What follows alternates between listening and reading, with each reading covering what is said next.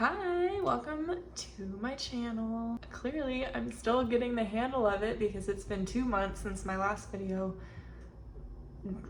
Truthfully, the big reason is because the laptop that I edit my videos on is very old, and so editing videos, which are like huge files, is a lot to ask of such an old laptop.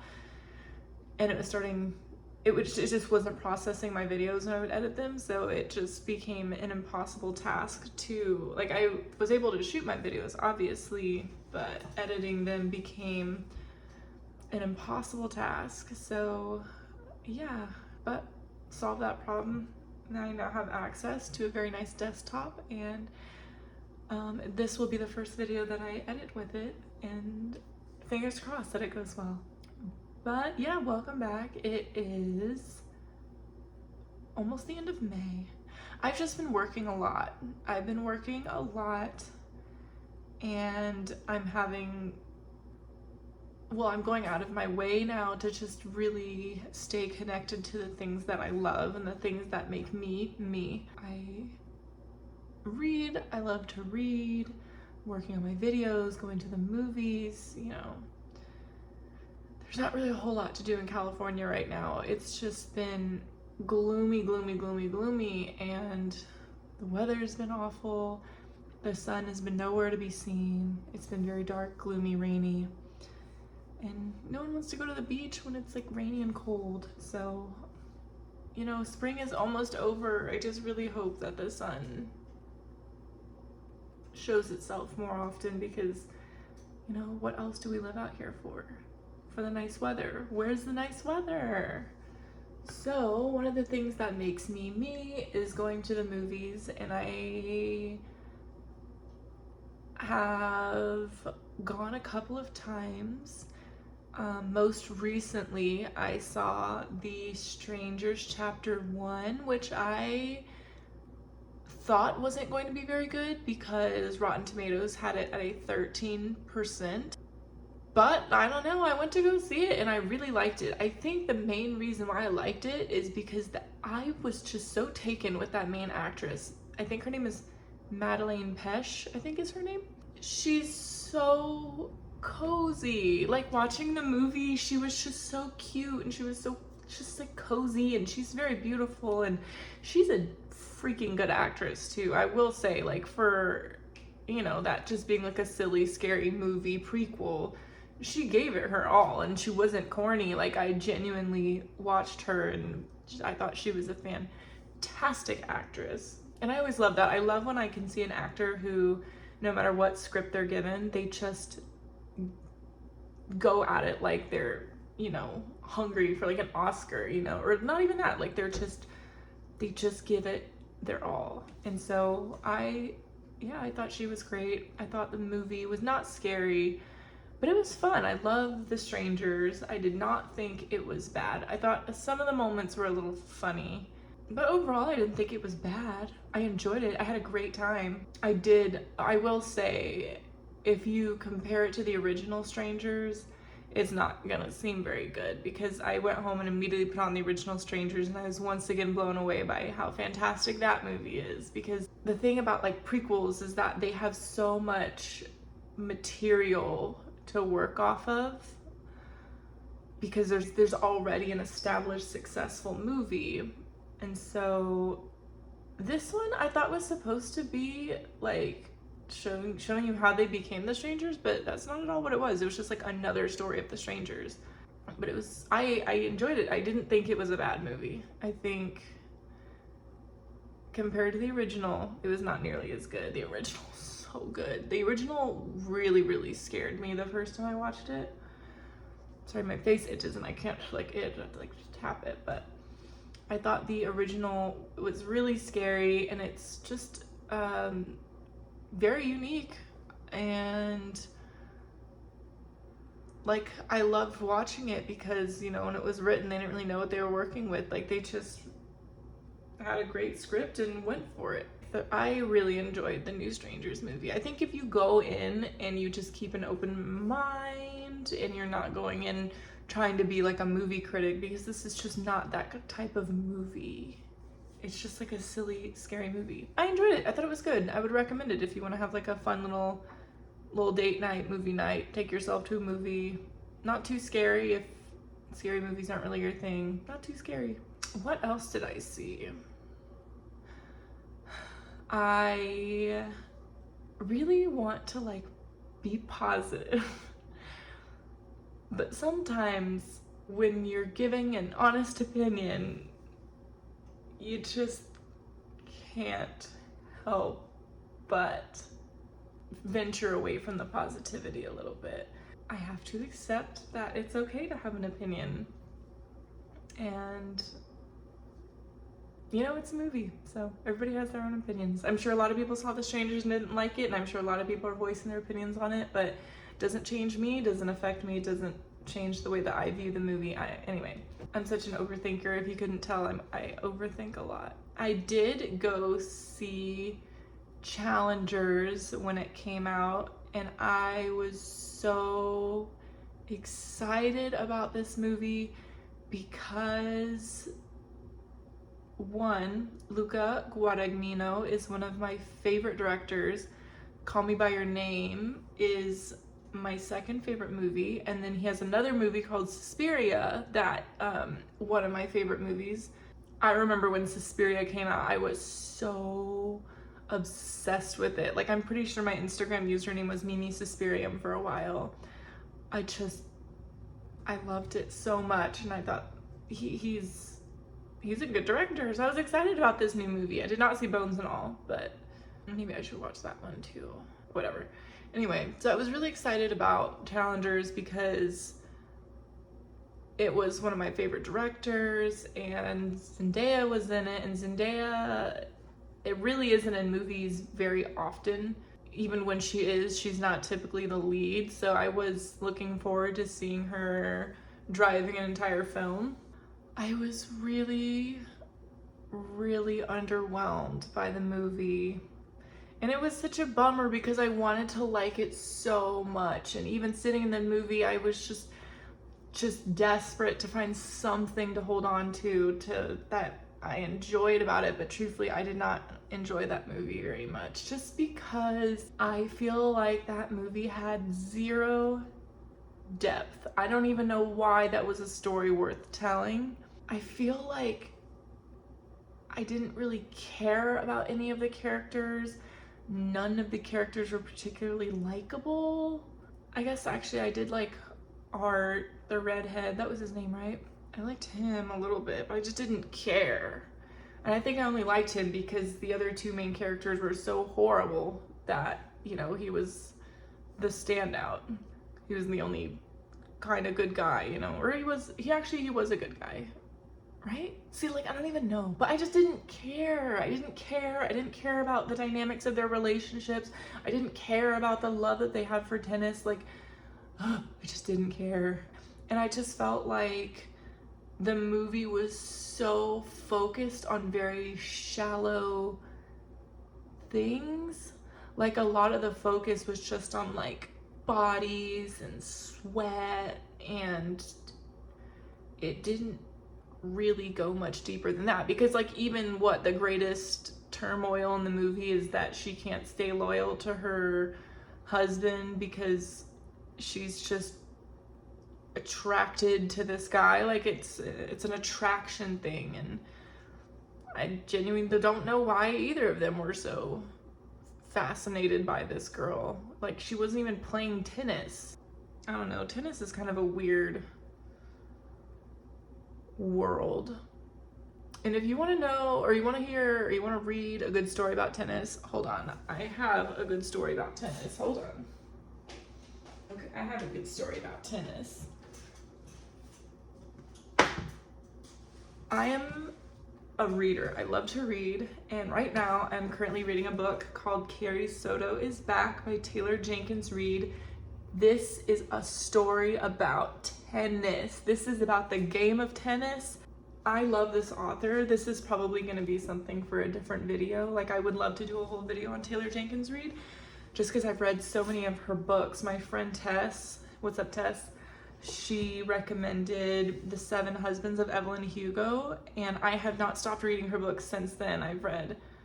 I'll save it for another video, but this is the latest one I've been reading, Carrie Soto is Back. It's about a tennis player who comes out of retirement at the age of 37 because she wants to defend her record of titles in tennis. And so it's so good.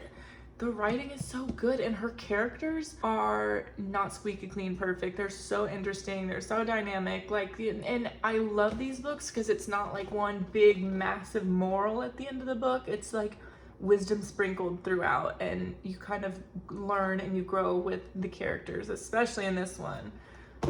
So if you want to read a good story about tennis, I haven't finished it yet. I have like this much left, but it's so good. It's so good. This is a tennis. If this was made into a movie, this would be the tennis movie. So yeah, unfortunately I was not a fan. But, you know, it's actually really funny that I didn't like Challengers, because this seems to be a theme with all my favorite directors right now, where they're just, you know, you can't really expect everybody to be able to just create masterpiece after masterpiece after masterpiece unless you are Christopher Nolan. But if you're not Christopher Nolan, you are probably gonna have some stories that, you know, aren't as great as the other ones. And so I think Challengers was that movie for Luca Guadagnino, and I know he has another one that he's working on, and, you know, I'm not gonna give, you know, I'm gonna go see all his movies. I still love him. Call Me By Your Name is still one of my favorite movies. Suspiria is still one of my favorite movies. Doesn't change anything. Challengers just wasn't it. But then I was thinking about it and I was like, oh my goodness, Damien Chazelle. The last movie that he did was Babylon, and I just didn't like that one either. I thought Margot Robbie was great. She's great in everything she does. But again, another story where I was like, who are these people? Why am I watching this story? Who cares? And then, oh my goodness, Ari Aster. Oh, I love him so much. I love him. He's my favorite director. He truly, truly has made two of the best movies, the best scary movies I've ever seen in my entire life. I'm so obsessed with Midsommar and Hereditary. I talk about those movies all the time. Dogs.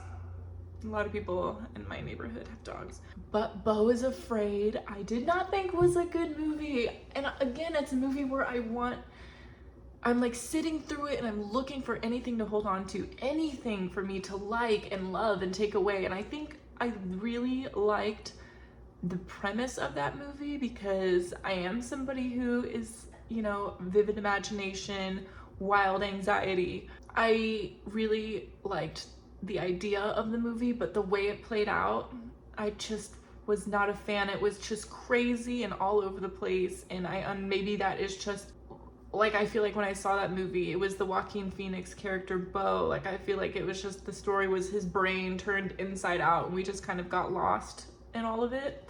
Very hard to follow, very weird, and not really in the best way. I don't know, there's something seems to be going around, but you know, I hope all these people continue to make more movies, and of course I'm always going to be front row for every movie they ever put out, because I just love these directors so much. And it is a lot to ask for somebody to make just perfect movie, that's just not realistic. So I'm not mad, of course. They're just not, those movies just weren't for me. Yeah, Challengers, that one was a disappointment. I will give it credit though, I was thinking about that movie like days after I saw it. You know, it was a movie I wanted to have conversations about, but overall, I just wish it had more depth. I wish, that's it. That was my biggest critique, there was just no depth. And what else? Have I been to the movies? There really haven't been a whole lot that I've wanted to see. I feel like I'm forgetting one. Those are like the two big ones, The Strangers and, because those are the movies that I was looking forward to like way in advance of the release. Part of reconnecting with who I was and who I am and what I love, and just being more consistent with things that I love in my life. When I was younger, or like in high school, I was on IMDb, like I was rating everything, I was making lists, I wonder if that's my man, I can't tell. I don't think so. He got a new car, so I'm like, I don't think that's his car, but let's see. Let's see who gets out of this vehicle. That is not my man. Okay. Lost my train of thought. My God, what was I talking about? Should I pause it and rewind? No, I lost my train of thought. This is very tragic. Oh, IMDb. I'm back on IMDb because that is something I remember before I was allowed to watch the Saw movies. I would read on IMDb, people write synopses of movies and they're so in depth. They literally describe every single shot of not every single shot, but they describe the entire movie. And so before I could watch the Saw movies, I would just read the synopsis and I knew everything that happened in the movie before I ever actually saw it. And I'm back on IMDb and it feels good. It feels like a core memory has been put back into place. And oh, that's a movie I'm looking forward to. Inside Out 2. I'm excited about that. I'm also excited about Furiosa, which comes out this weekend. I'm really excited. The trailer played before something. What did my boyfriend and I go see? Was it Dune? Did it play before Dune? I don't know. I went to go see it in some movie. I think it might have been Dune, and they played the trailer for Furiosa. And I love Mad Max Fury Road.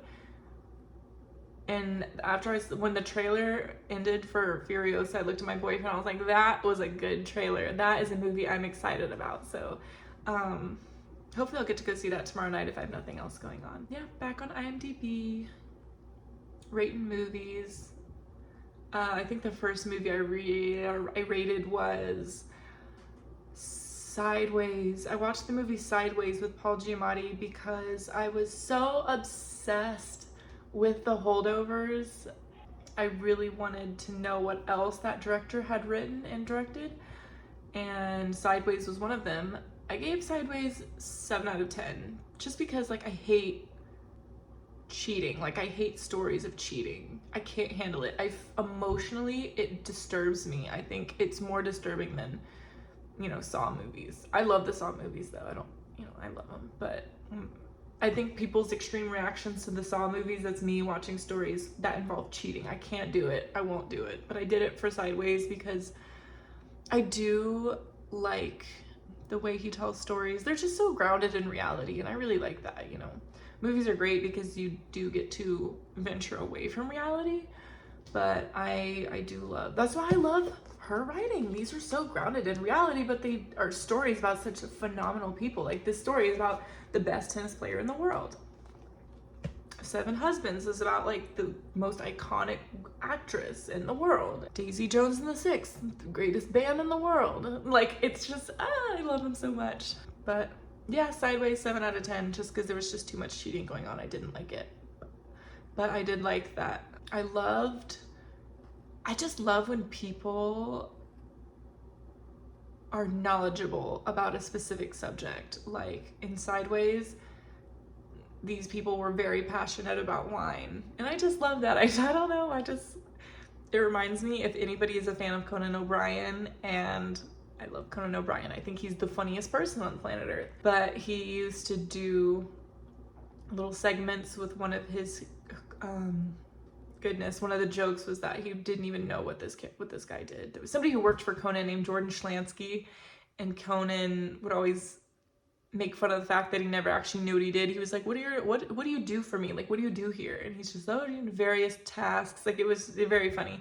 But what I loved about Jordan is that he loved Italy so much. Like he knew Italian. He was so passionate about the food, the experience, the places, the wine. I just love that. And he, the guy from Sideways reminded me of that. Just like the love for the experience of wine. I just love that passion and that knowledge. So 7 out of 10 for that one. Maybe less cheating, and I would have given it like an 8 or a 9.